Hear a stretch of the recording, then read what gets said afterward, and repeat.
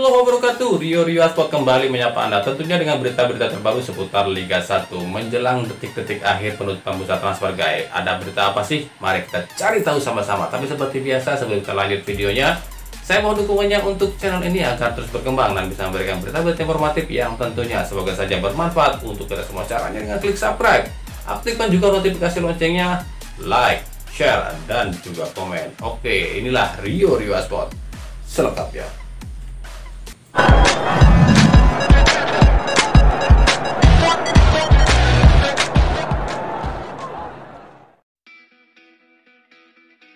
Kabar Stefano Lillipali akan ke Persib semakin kencang usai Lillipali mengunggah instastory yang mengucapkan terima kasih dalam bahasa Jepang, yakni arigato gozaimasu. Yang membuat rumor ini semakin berkembang adalah Lillipali mengunggah instastory ini di saat bos Persib Teddy Cahyono akan mengumumkan rekrutan terbarunya. Ditambah di laga terakhir saat kontra Barito, Lillipali sama sekali tak dipasang. Namun ini masih sebatas rumor.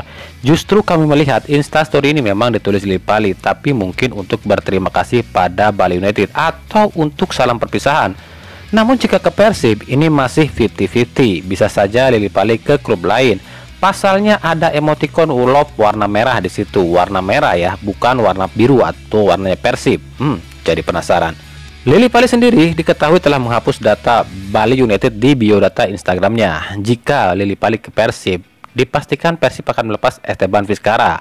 Alasannya simpel, keduanya adalah naturalisasi dan gaji keduanya sama-sama tinggi. Otomatis Persib harus mengurangi beban gaji ini. Di sisi usia sendiri, Lillipali tentu lebih muda dari Vizcarra, dan tentu saja posisi kedua pemain ini ya sama, yakni sama-sama winger. Kita tunggu saja tanggal 12 Januari nanti. Namun ini ternyata hanyalah prank. Ya, di tanggal 10 Januari ini Lillipali berulang tahun. Lillipali sengaja melakukan ini untuk ngeprank klubnya Bali United dan juga klub-klub lain yang meminatinya seperti Persib Bandung. Tapi ya siapa tahu ini prank atau bukan, kita lihat aja nanti ya. Sementara itu pelatih Persib Robert Rene Albert secara terang-terangan menolak keinginan PSSI untuk memakai 4 pemain Persib Bandung dalam laga uji coba melawan Bangladesh pada 24 dan 27 Januari mendatang. Seperti diketahui, timnas Indonesia akan melakoni laga uji coba melawan Bangladesh pada 24 dan 27 Januari mendatang, dan 4 pemain Persib rencananya masuk dalam rencana Sintayong, yakni Victor, Ezra, Beckham, dan Febri. Menurut Robert Rene Albert, tak akan ada satupun pemain Persib yang akan dilepas ke timnas Indonesia karena ini hanyalah laga uji coba. Rene Albert menginginkan seluruh pemainnya lengkap saat menjalani seri 4 ini. Kabarnya tim nasional akan mulai memanggil lagi pemain pekan depan untuk 2 uji tanding, dan 4 pemain kami kabarnya juga ditarik kembali. Tapi saya rasa pemain kami tidak akan terlibat di laga ini dan masih akan fokus dengan kami di Liga, ujar Robert Rene Albert. Kita lihat bagaimana reaksi PSSI soal ini. Bisa saja PSSI mempersulit Persib di Liga jika Persib membangkang keinginan PSSI. Dari Persipura, usai terkena sanksi larangan tampil 1 tahun dan denda 50 juta, penyerang muda Persipura Todd Rivaldo Pere kabarnya akan hengkang ke klub Eropa. Klub Liga 2 Bosnia kabarnya berminat merekrutnya. Ia adalah klub FK Sloga Doboj di Liga Bosnia. Menurut manajer Todd Rivaldo Pere, yakni Alexander Talpos, proses kepindahan Todd ini masih menunggu keputusan PSSI dan AFC soal sanksi yang diterima. Pasalnya dari hasil penyelidikan tim Persipura, Todd ternyata tak melakukan pemukulan terhadap wasit. Ia hanya berteriak dan mencaci wasit saja. Jika bukti-bukti yang dikumpulkan tim Todd Rivaldo ini valid dan pihak Todd mengirimkannya pada AFC dan AFC setuju, maka jelas di sini PSSI kemungkinan akan terkena sanksi dari AFC karena telah memberikan sanksi pada pemain namun tidak dengan bukti yang kuat. PSSI ceroboh hanya dengan mendengarkan kata perangkat pertandingan tanpa ada penyelidikan lebih lanjut. Kan yang penting 50 juta cuy. Haha, duit lagi. Persela Lamongan resmi meminjamkan gelandang asal Afghanistan Jabar Sarja ke Persiraja Banda Aceh. Hal ini atas keinginan Jabar Sarja sendiri. Jabar mengaku tak bahagia di Persela. Ia pun meminta agar Persela melepasnya. Untuk mengganti posisi Jabar Sarja, Persela kabarnya telah mendatangkan striker keturunan Irak Swedia Salwan Al-Jabari. Penyerang berusia 30 tahun ini musim lalu tampil cukup apik di Liga 2 Thailand dengan melakoni 15 laga dan mencetak 8 gol.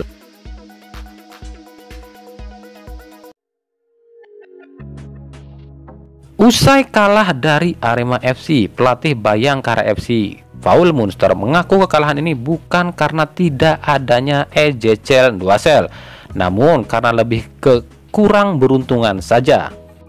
Padahal faktanya lini depan Bayangkara memang tumpul tanpa ada EJ. Sejauh ini Bayangkara memang bertumpu pada EJ. 80% gol Bayangkara dihasilkan oleh Ezechiel Nduasel. Maka wajar jika EJ absen, Bayangkara kesulitan meraih kemenangan. Melvin Place didatangkan untuk bisa melapisi EJ, namun perbedaan kualitas terlihat sangat jelas. Inilah alasan Bayangkara FC mati-matian mempertahankan EJ hingga rela menaikkan gaji EJ hingga 2 kali lipat di jendela transfer ini. Alfreanda Dewangga kabarnya mantap tinggalkan PSS untuk berkarir di Liga Korea. Baru-baru ini Dewa menghapus semua foto dirinya bersama PSIS di Instagram miliknya. Kabarnya Dewa akan hijrah ke klub Korea Jeongnam Dragon. Ini artinya Dewa akan satu tim dengan Jonathan dan juga Balotelli. Salah, bukan Jonathan Baumann dan Mario Balotelli lu, tapi Jonathan Balotelli. PSM Makassar kabarnya akan melepas 4 pemainnya. Uniknya, 2 diantaranya adalah pemain baru yang baru direkrut, yakni kiper Utam Rusdiana dari Arema dan Marinus Wanewar dari Persis Solo. Dikabarkan Utam dan Marinus gagal jalani tes pertama, maka dari itu nama 2 pemain ini hilang di daftar PT LIB. Selain 2 nama tadi, nama Syarif Hasik dan bek Tur Talgat Ulu pun hilang dari daftar PT LIB. Kabarnya 2 pemain ini pun dilepas menyusul akan datangnya Kazuki Takahashi dan mantan bek Persita Adam Mitter. Tanda-tanda penyerang gaek AC Milan akan dilepas klubnya, yakni Zlatan Ibrahimovic, semakin terlihat. Di laga terakhir kontra AS Roma, Ibra hanya dimainkan di menit-menit terakhir babak kedua. Bahkan usai gagal eksekusi penalti, Ibra tampak kecewa hingga tampar wajahnya sendiri. Pelatih AC Milan Stefano Pioli mengatakan rayuan dari tim Indonesia membuat Ibra tak fokus untuk bermain. Di sini jelas klub Indonesia yang dimaksud Stefano Pioli adalah Persis Solo yang kabarnya memang menginginkan Ibrahimovic. Sementara itu, media Turki memastikan jika gelandang Fenerbahce Mesut Ozil resmi milik Rans Cilegon FC musim depan. Harga 60 miliar rupiah harus dikeluarkan Raffi Ahmad untuk memboyong Ozil. Hal ini pun dibenarkan oleh pihak Ozil sendiri. Ozil mengaku tertarik main Indonesia karena Indonesia kental akan nuansa Islami. Selain itu, adanya pelatih timnas Sintayong menjadi alasan tersendiri bagi Ozil. Ozil sendiri mengaku masih dendam pada Sintayong yang mengalahkan Jerman di Piala Dunia 2018 saat Sintayong masih menjadi pelatih Korea Selatan.